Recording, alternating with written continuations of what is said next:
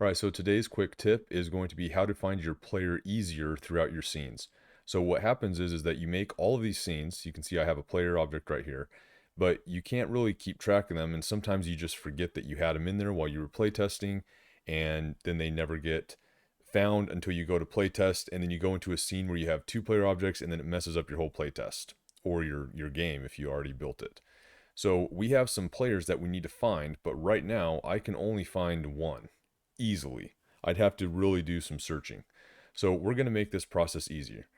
We're just going to go to now we could do this in two places. We could do this in the common, or we could just go to a switch and go to the player and do it inside the switches here. So we could just do it inside the switches here. We're going to add a switch, and we're just going to call this the player finder. And you can see that nothing appears right here because we haven't used the switch yet. So now we're going to go to its initialize method, and we're going to add that switch. And we don't need it to do really anything. It doesn't matter if it's on, off, or toggle. It doesn't matter what it is. We just want the information on this object.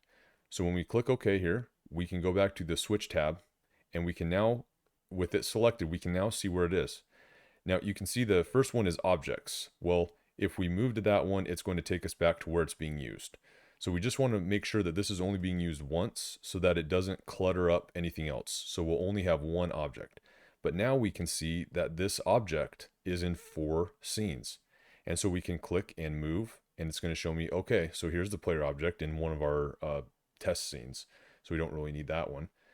Let's go to this one. This is another save test scene. Okay. And so then let's go to this one. All right, so this is the one that we saw at the beginning. And then we have, I guess we had one more right there. And I would have missed that because of where the scene was kind of, and that's what I mean, you would have had to search for it. You would have had to go to each map and go through the whole, scroll through the whole thing in order to find it. But now we can just easily find the player just by having that switch and adding it to like an initialize method. That really doesn't matter, but you just have to run it one time somewhere. You have to have it running one time somewhere.